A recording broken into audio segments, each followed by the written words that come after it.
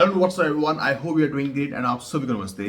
So in this video, we'll talk about the processing time of study visa, visitor visa, work permit, LMI, चाहे inside हो, outside हो या refugee के cases के regarding हो या PR या citizenship के regarding हो. And सबसे most important चीज मैं साथ साथ ये भी बात करूंगा, अगर आप 1+1 कोर्स करते हो या 2 ईयर का कोर्स करते हो तो उसमें आपको वर्क परमिट मिलेगा या नहीं मिलेगा. फॉर एग्जाम्पल कि आपने जो फर्स्ट ईयर कोर्स किया वो उसमें वर्क परमिट नहीं था, सेकेंड ईयर कोर्स में वर्क परमिट था, तो आपको बाद में 3 इयर्स का वर्क परमिट मिलेगा, 1 ईयर का वर्क परमिट मिलेगा. तो हर चीज के रिगार्डिंग बात करूंगा. And if you have any question regarding anything, let me in the comment section. If you need a message to 1-to-1, you can DM me on Instagram, DM me on WhatsApp. I will definitely help you out. तो video को like and share जरूर करना. एंड सबसे पहले बात करते हैं प्रोसेसिंग टाइम के regarding in terms of all different kinds of visas. So if I talk about the spousal sponsorship, for example अगर आप आउटसाइड कैनेडा से लगाते हो तो जो प्रोसेसिंग टाइम है इट विल टेक 10 मंथ्स. अगर आप इनसाइड कैनेडा से लगाते हो तो इट विल टेक 24 मंथ्स. अगर आप पीआर के लिए फाइल लगाते हो under the Canadian experience class तो इसमें 5 महीने लगेंगे अगर आपका स्कोर आ जाता है ड्रॉ के अंदर. अगर आप पीएनपी के अंदर लगाते हो तो it will take 6 months. And अगर आप नॉन एक्सप्रेस एंट्री पीएनपी में लगाते हो तो it will take 6 months. And work permit के लिए लगाते हो inside Canada it will take 125 days. Visitor visa के लिए लगाते हो inside Canada it will take 49 days. अगर आप आउटसाइड कैनेडा लगाते हो तो it will take around 131 days. That means कि 6.25 महीने. अगर आप स्टडी परमिट आउटसाइड कैनेडा से लगाते हो तो इट विल टेक 8 महीने.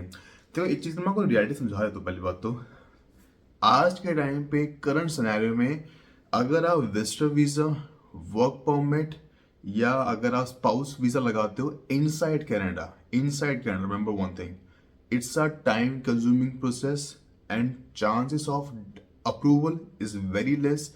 चांस ऑफ डिसअप्रूवल रिजेक्शन बहुत ज्यादा है, हद से ज्यादा है.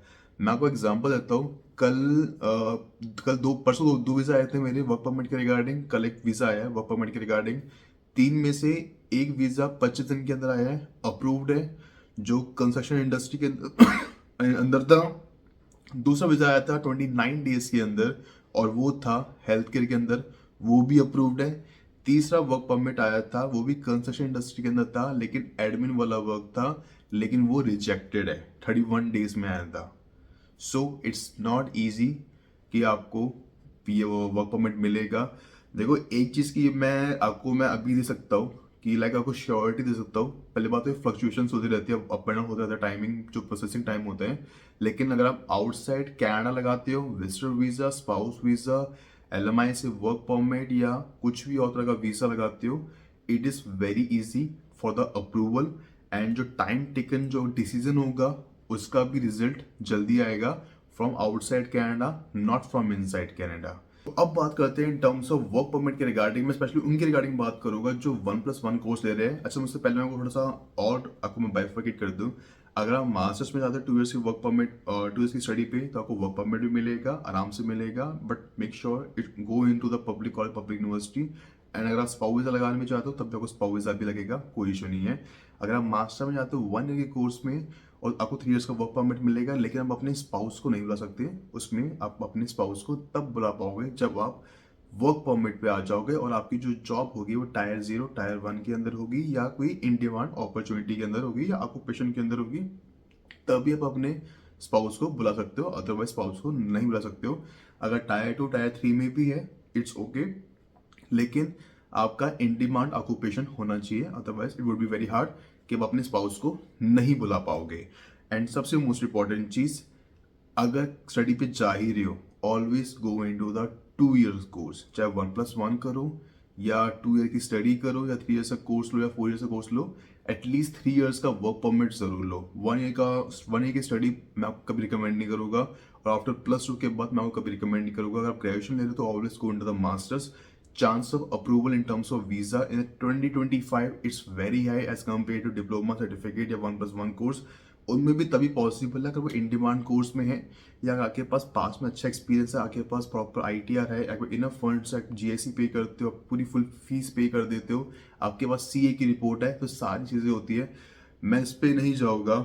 अब इसके regarding I would recommend you take a session और वॉच माई अदर वीडियो. मैं आज बात करूँगा अगर आप 1+1 कोर्स करते हो तो उसमें मैं आपको डिफरेंट डिफरेंट कंडीशंस दूंगा, आपको समझ आ जाएगा कि आपको वर्क परमिट मिलेगा या नहीं मिलेगा। तो वीडियो को ध्यान से सुनना और जो स्क्रीन पे आपको मैं डॉक्यूमेंट दिखाने वाला हूँ उसको ध्यान से पढ़ना।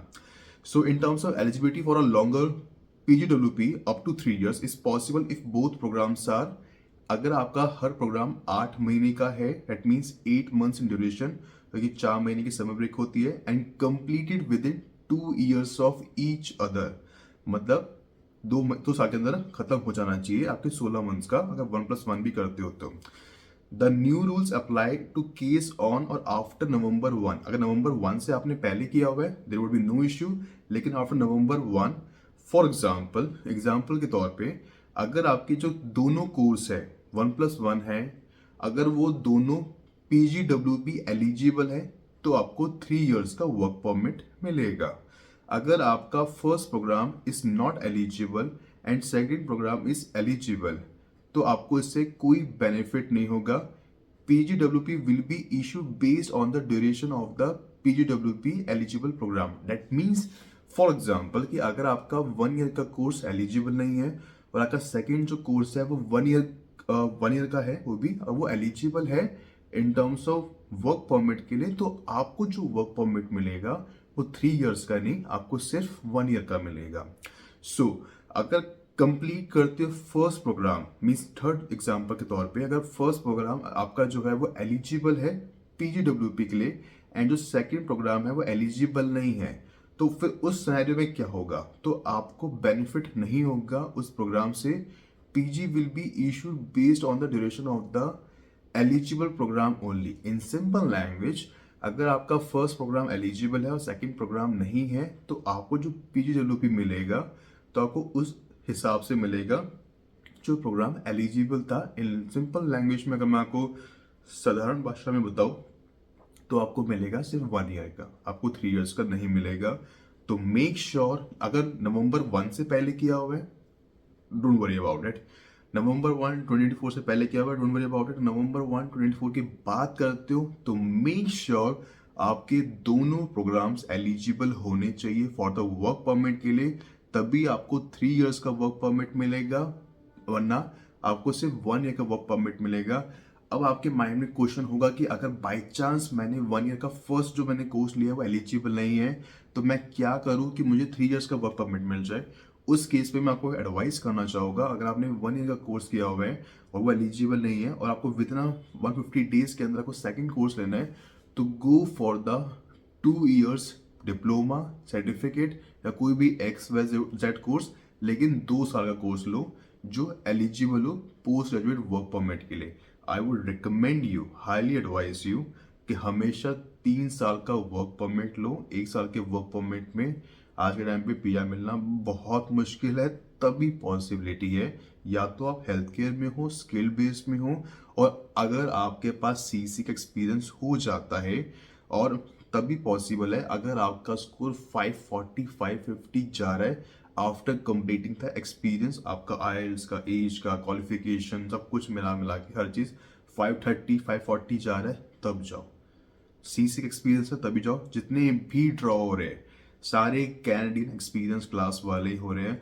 मैं आपको मेरे को देखो, जब बहुत लोग सेशन लेते हैं और मुझसे एक चीज़ पूछते हैं कि हमने फाइल लगा रखी है, हमने बाहर से, हम दुबई में रहते हैं, कतर में रहते हैं, कुवैत में रहते हैं, इंडिया में रहते हैं, पाकिस्तान में, किसी भी एक्सपायर कंट्री में रहते हैं, हमने फाइल लगा रखी है इन टर्म्स ऑफ एक्सपेंसिव में PR के लिए।